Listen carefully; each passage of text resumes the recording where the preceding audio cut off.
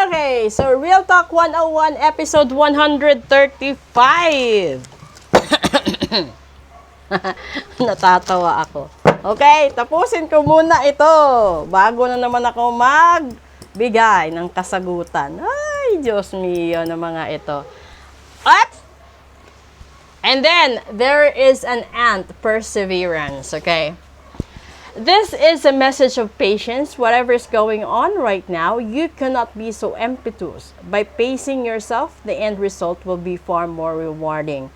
Slow down, don't rush, work carefully, and learn to accept help from others. Again, learn to accept help from others. So, yung ginawa ko kahapon or nung bago pa magbagyo is tulong lang po.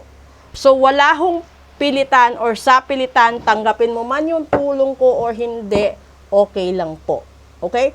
So, ngayon, sa mga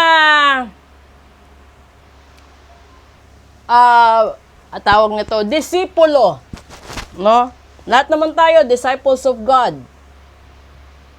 Kung hindi ka maniniwala sa manghuhula, alamin mo muna kung simple lang siyang manghuhula. Kasi, yung iba manghuhula, manggagamot, yung iba naman manghuhula, manluloko, nanggagancho. Yung iba din, manghuhula lang siya talaga dahil pinag-aralan lang niya. So, marami yon. Parang doktor din yan, magkaiba sila ng kurso, magkaiba sila ng specialty. So, wag mong lahatin. At ngayon, sa lahat na nagsasabi na wag maniwala sa manghuhula, wag ka rin maniwala na may destiny ka, may forever ka, may the one ka, may twin flame ka, may soulmate ka. Diba? Kasi lahat ng numbers, lahat ng energies, and lahat ng vibrations is nasa spiritual realm ng mundo. And don't forget, lahat ng tao may espiritu.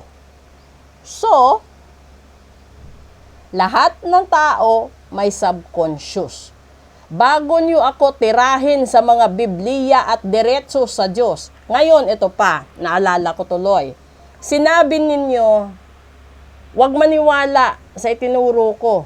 And then sinabi dito, tanggapin mo ang tulong ng Diyos or tanggapin mo ang tulong ng iba, hindi ng Diyos. Ang tulong ng iba. Ngayon, hindi naman talaga ito di ba?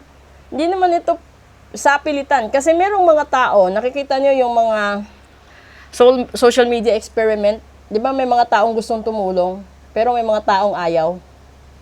May mga taong sinusubukan para makatanggap sila ng pera. Ayaw. Parang kayo din. Sasabihin niyo sa akin, wag maniwala sa manghuhula dahil idiretso sa Diyos. Bakit kayo naniniwala sa pare? Bakit kayo naniniwala sa pastor? Bakit kayo naniniwala sa madre? Sa mga monghe at sa mga leader ninyo? Pare-pareho lang ho tayong tao at gawa ng Diyos. Ngayon, kung meron palang Diyos, di wag nyo na rin i-praise yung priest, yung kung sino pa yung mga brothers and sisters, the pastors, whoever, the people of your church, no? The ministers, no? So, wag mong sabihin, wag mong ipangalandakan dahil mababangga ka lang. Kung hindi ka maniniwala sa katulad namin, no?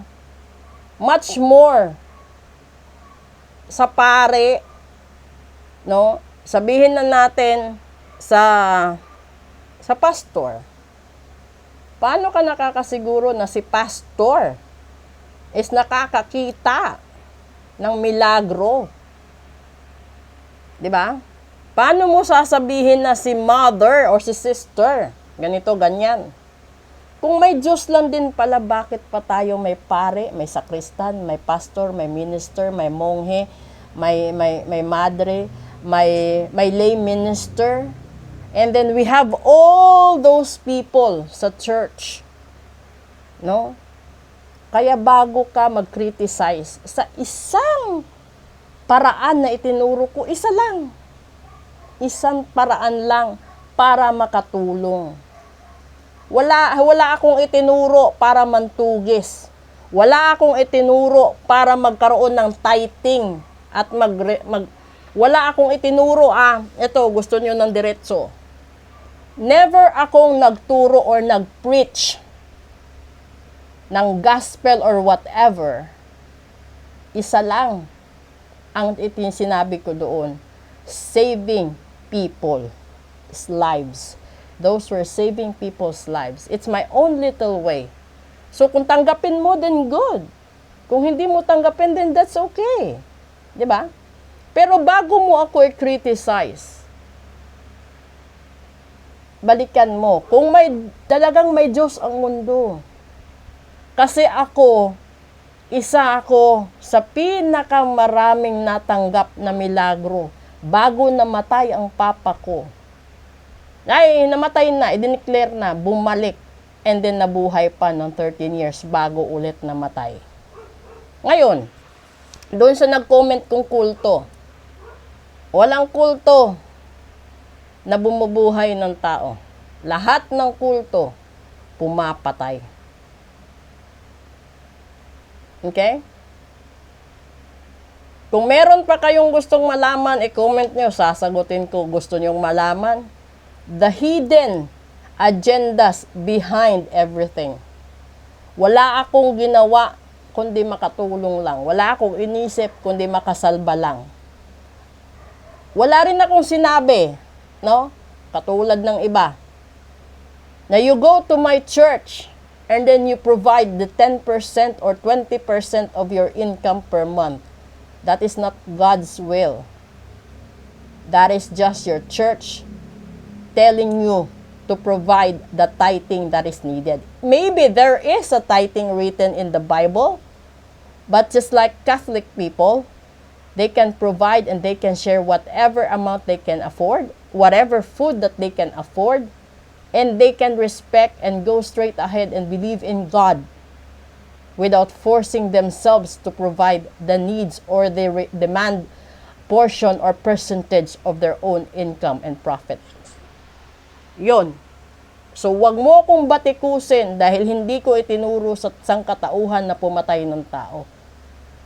What I have done is telling people on how to save lives, especially innocent children. No? I am a devotee.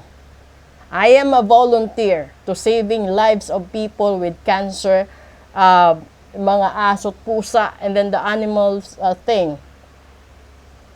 So I don't take lives at all.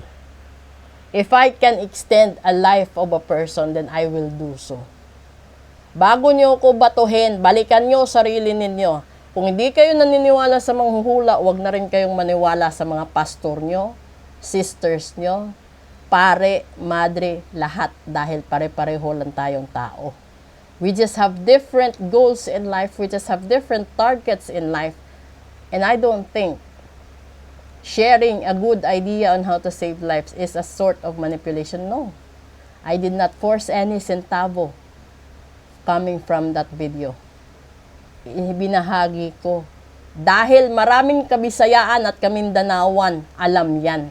So kung iba man ang pinanggalingan nyo, hindi ko nakasalanan. Pero lahat ng Bisaya, lahat ng taga Mindanao, alam yan. So never criticize unless you do a research on how it was done and when it started. That is the real talk right there. You have to accept a help from other people. Bakit? Nung pandemic ba, may nagawa ang lahat? Di ba wala? Patas. Pagpasalamat ka kung may tumulong sa'yo. Dahil yung iba, humihingi ng tulong, hindi pinapansin. Yun ang pinakamasaklap. Ikaw, tinutulungan ka, tumatanggi ka. Nasa sayo na yon. Nasa huli lagi ang pagsisisi.